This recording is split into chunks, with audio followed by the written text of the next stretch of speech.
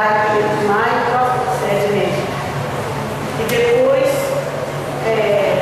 mais ou menos em 2005, no final de 2005, eu e meu marido, e sou casada, meu marido também é pastor, nós passamos a fazer parte como membros ali na Igreja Batista de Getsêmani, na sede do bairro Dona Clara. E durante esses 7 anos que eu estive na sede, eu trabalhei com a pastora Nelma Jardim, no Ministério de Mulheres. Depois a pastora Aura entrou, e eu fiquei com ela 3 anos e meio, e atualmente estou ajudando, auxiliando ali como pastora na missão Juliana. E como essa semana teve Ismavé, que a pastora Aura foi, ela ficou com medo de não chegar a tempo, e ela chegou em embora mesmo. E ela pediu para que eu viesse para o lugar dela.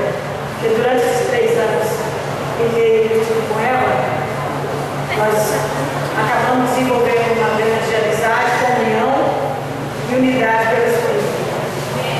Amém?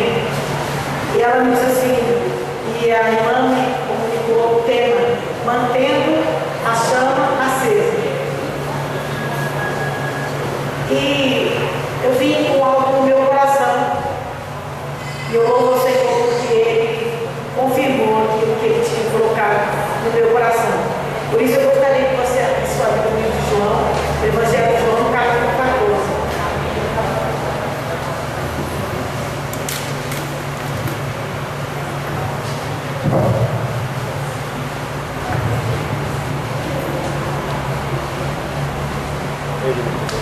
Evangelho de João, capítulo 14, versículo 16.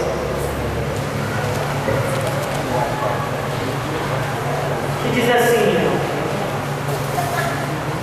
eu rogarei ao Pai, e Ele vos dará outro Consolador, para que fique convosco para sempre, o Espírito da verdade, que o mundo não pode receber, porque não o vê, nem o conhece, mas vós o conheceis, porque habita convosco e estará em vós.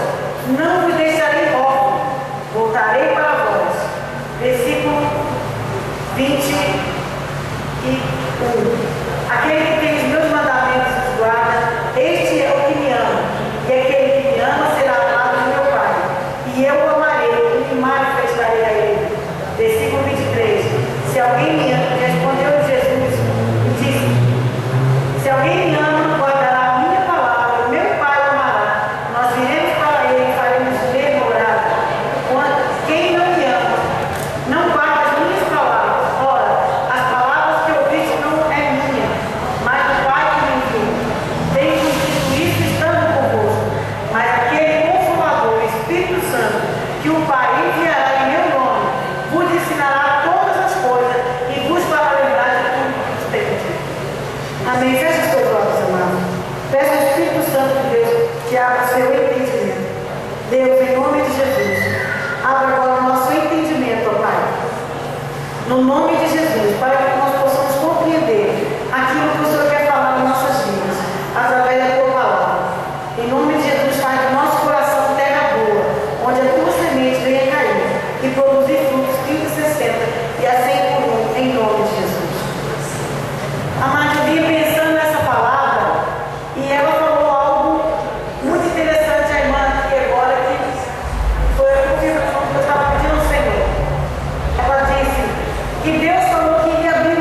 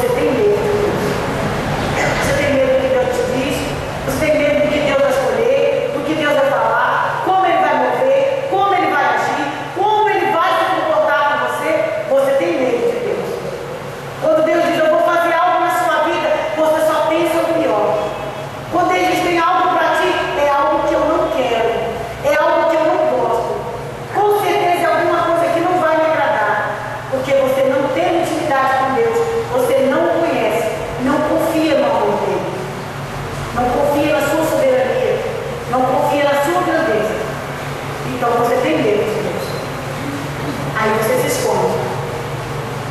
E você começa a temer o Senhor. Quando Cristo Jesus veio, aqui ele é uma palavra, ele está se despedindo dos discípulos. Então ele começa falando no versículo 16. Eu rogarei ao Pai, e ele vos dará outro consolador. Então Jesus começa falando. Desculpa, mas eu peguei uma leitura esse final de semana. Água direto. E ele começa falando que ele ia rogar ao Pai que enviasse um consolador. O Espírito da verdade, ele fala assim: não vos deixarei órfãos. Tem uma tradução que fala no versículo 18: não vos deixarei só. Porque quando fala em órfão, dá a ideia de quê? De solidão, de desamparo, de que ninguém vai ser desprotegido. Então ele fala: eu não vou deixar vocês desprotegidos, eu vou enviar um outro consolador, o Espírito da verdade. Aí ele começa a falar: aquele que tem os meus mandamentos e os guarda, esse é o que me ama. E aquele que me ama será amado de meu Pai. E eu amarei e me manifestarei a ele. E no versículo 23 ele faz uma promessa: se alguém me ama, guardará as minhas palavras, e o meu Pai o amará. Nós viremos para ele e faremos nele morada. Aquela estrada que nós havíamos perdido lá, quando Deus sopra nas narinas do homem, em Gênesis 2:7, em que o Espírito passa a habitar dentro do homem, que ele passa a ser um com Deus, que ele pede em Gênesis 3, retorna para nós aqui e se cumpre em Atos 2, quando o Espírito é derramado. Mas o Espírito Santo ele é derramado com um objetivo, com um propósito, amado. O Espírito Santo ele é derramado para nos restaurar, para nos fortalecer. Aqui mesmo no livro de João, no capítulo 16, versículo 12.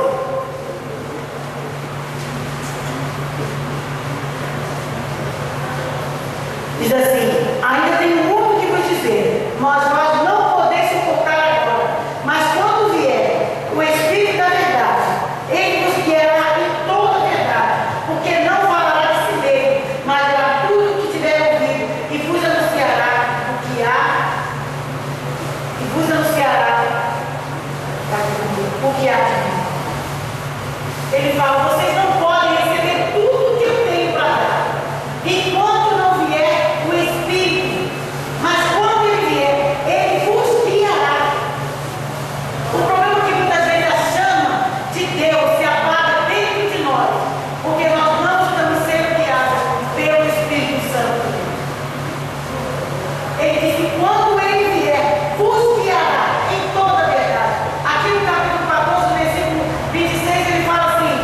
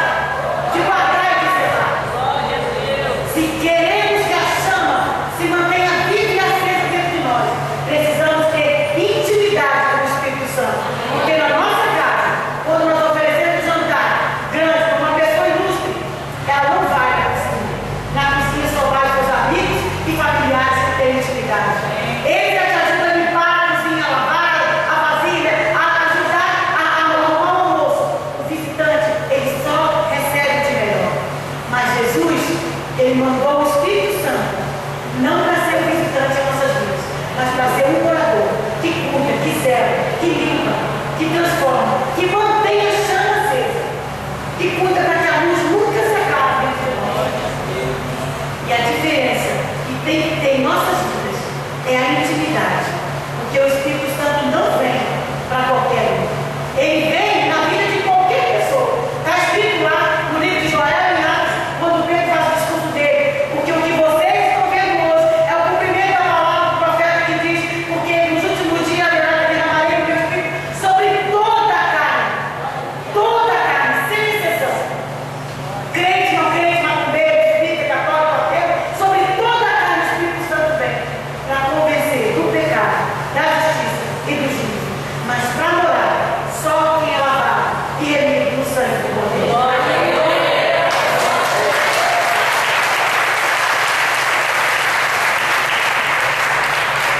Ele não habita em quem não é lavado no sangue do Cordeiro, porque ele é santo.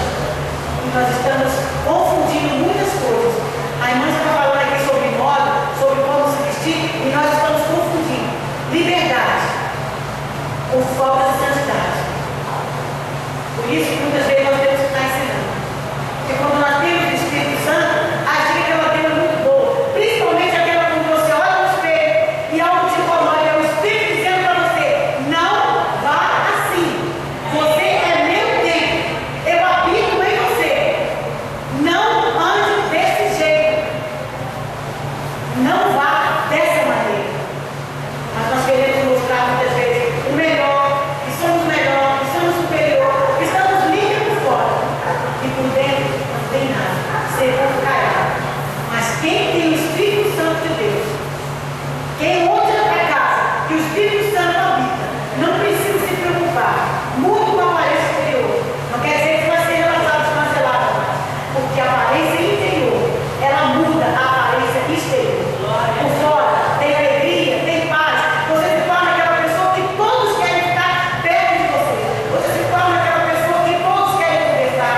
Se torna aquela pessoa que todos pedem oração. Aí as pessoas falam assim: por que você não me pede oração? Porque em você está estampado o Espírito Santo de Deus.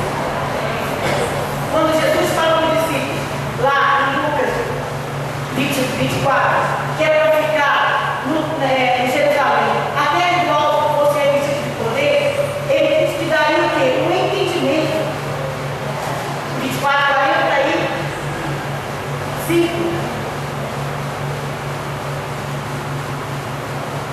Lucas 24, 45.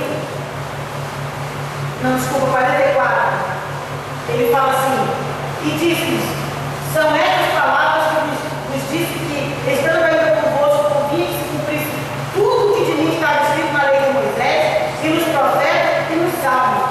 Então abrimos o entendimento para que compreendesse as Escrituras. E disse: assim está escrito, e assim convinha que o Cristo padecesse, e ao terceiro dia ressuscitasse, e em seu nome se pregasse o arrependimento, a remissão dos pecados em todas as nações, começando por Jerusalém, e dessas coisas vós sois testemunhas. E eis que vos envio a promessa de meu Pai: ficai com a cidade de Jerusalém, até que do alto sejais revestidos de poder.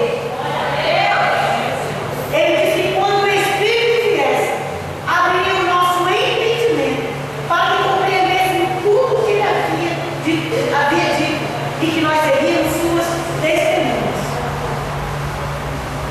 Ficar em Jerusalém até que do alto venha a promessa. Que promessa é essa? É a promessa que está escrita lá em Ezequiel 36. Que ele fala no versículo 25: as partirei, 24, 25, as partirei águas puras sobre vós, e vos purificarei dos vossos pecados, das vossas imundícias e da vossa idolatria, e colocarei dentro de vós o meu Espírito, para que cumpram todos os meus mandamentos e ordenanças. Depois vocês podem conferir Ezequiel 36, a partir do versículo 24. Porque quando o Espírito viesse, tiraria o coração de carne, de pedra, e colocaria o coração de carne, para que obedecesse às suas leis, os seus mandamentos e as suas ordenanças. Essa é a promessa que ele está falando. Porque somente assim se suporta tudo o que muitos discípulos suportaram. Somente assim se suporta tudo o que muitas vezes nós suportamos, pelo poder do Espírito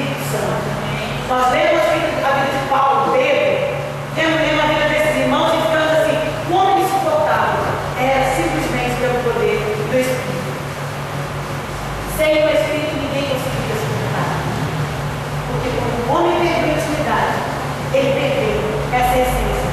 Mas Cristo Jesus nos restaurou, colocando essa essência dentro de nós novamente.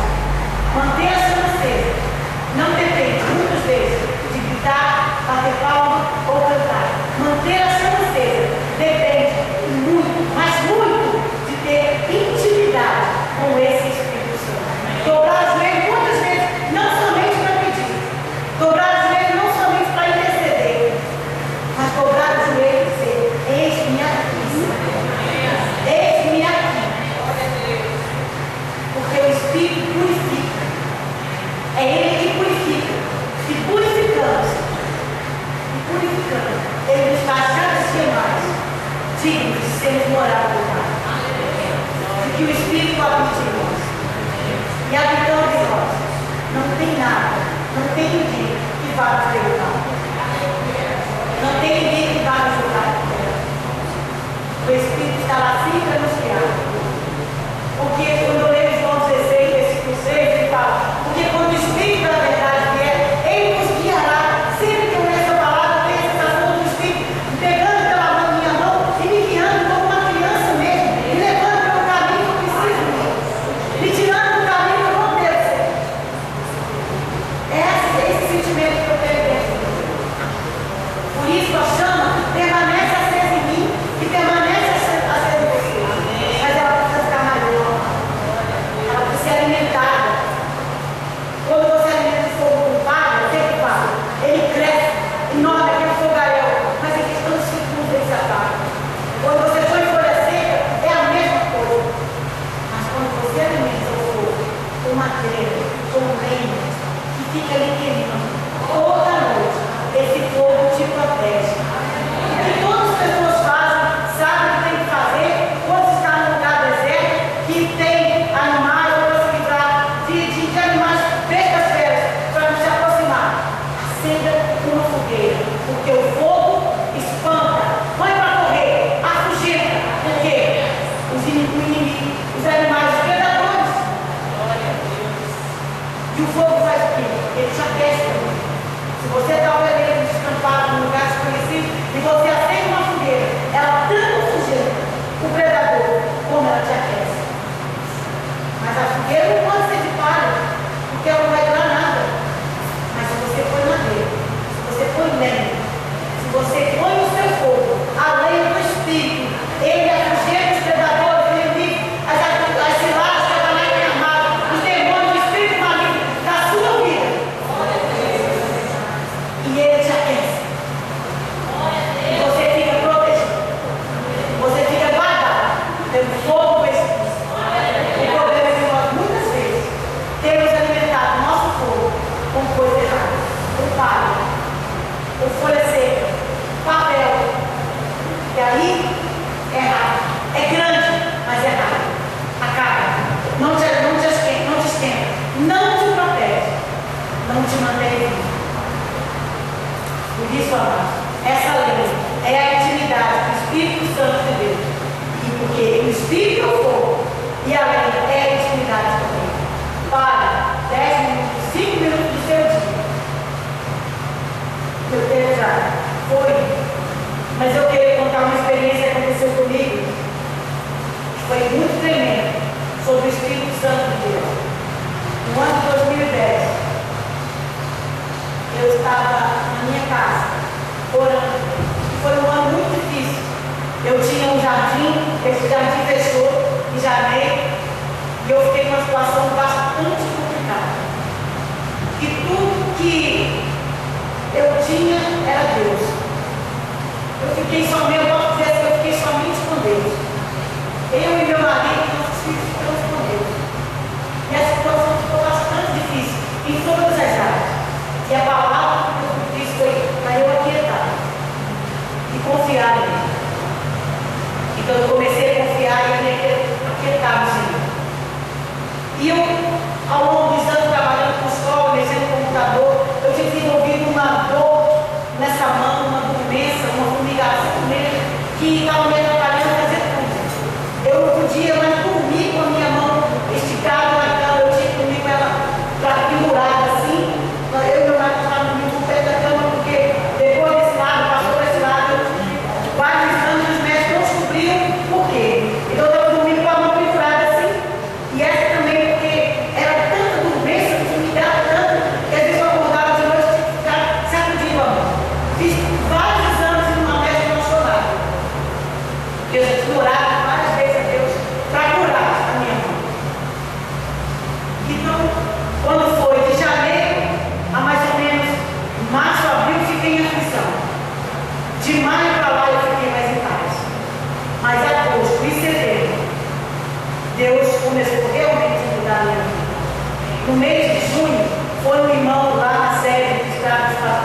na reunião de terça-feira e ele falou sobre o Espírito Santo. Que se o Espírito Santo,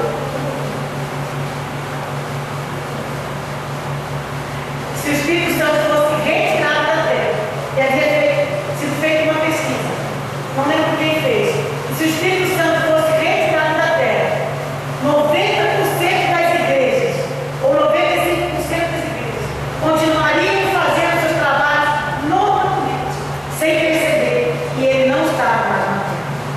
Aquilo foi um choque tão grande para mim, que eu fiquei desesperada. E a pastora Aura, e a pastora Zé, que era a responsável do Ministério de Mulheres, falou: vamos fazer um estudo sobre o Espírito Santo no mundo da mulher até o acampamento. E o mundo do acampamento era mulheres cheias do Espírito. Então, foram 14 ministrações antes do acampamento.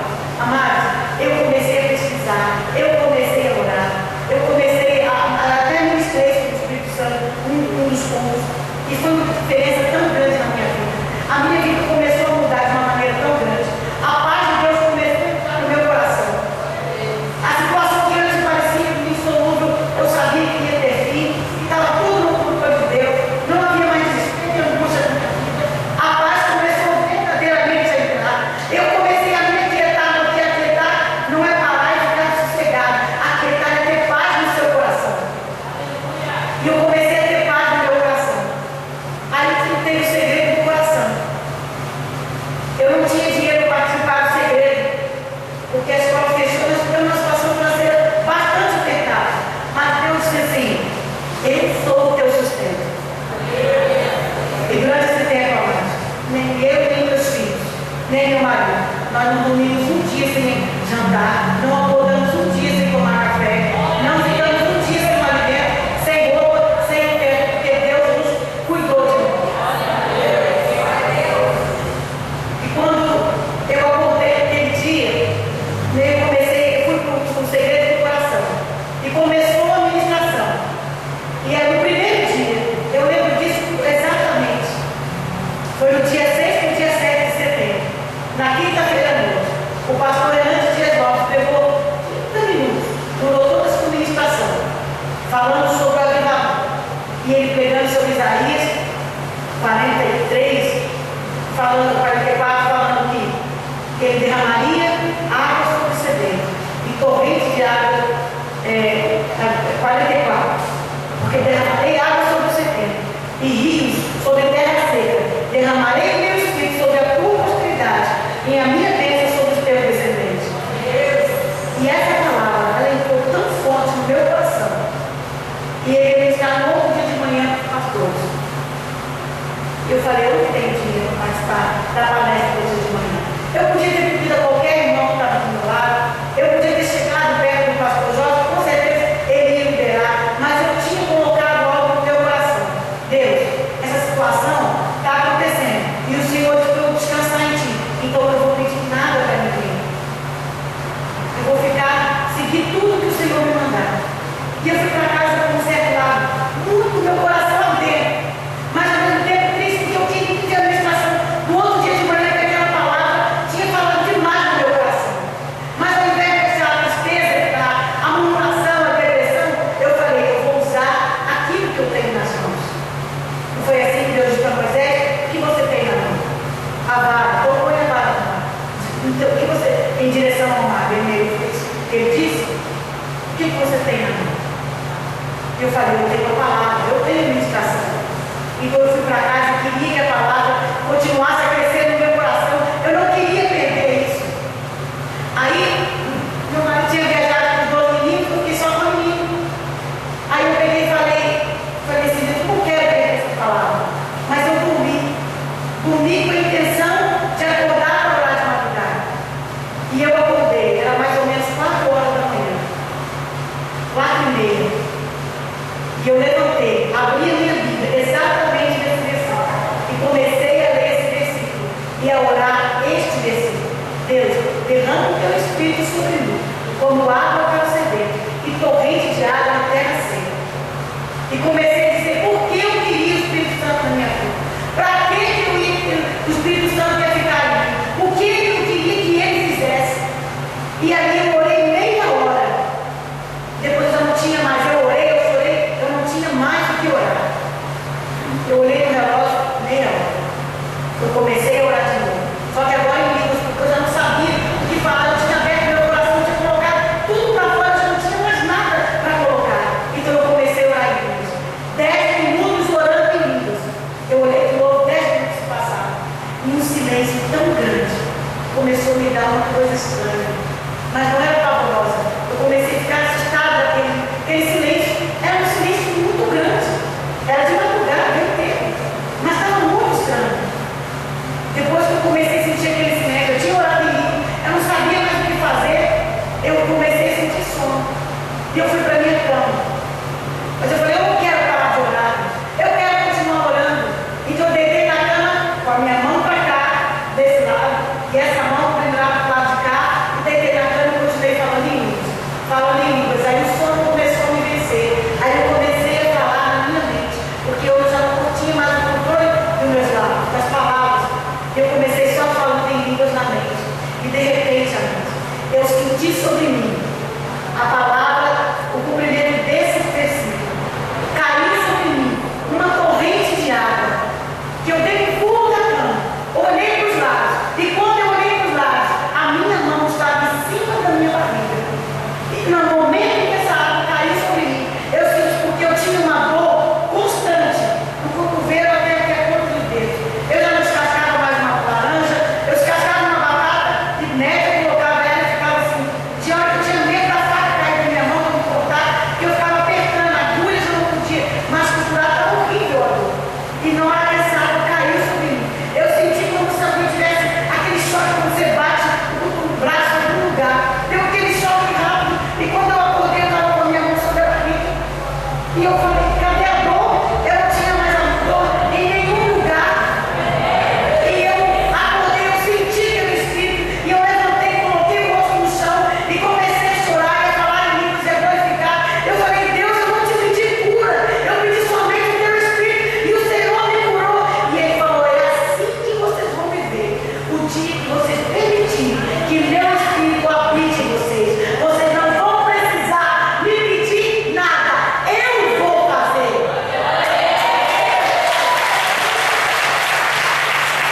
Então, amado, se você quer ter essa chama sempre acesa, tenha intimidade com o Espírito Santo.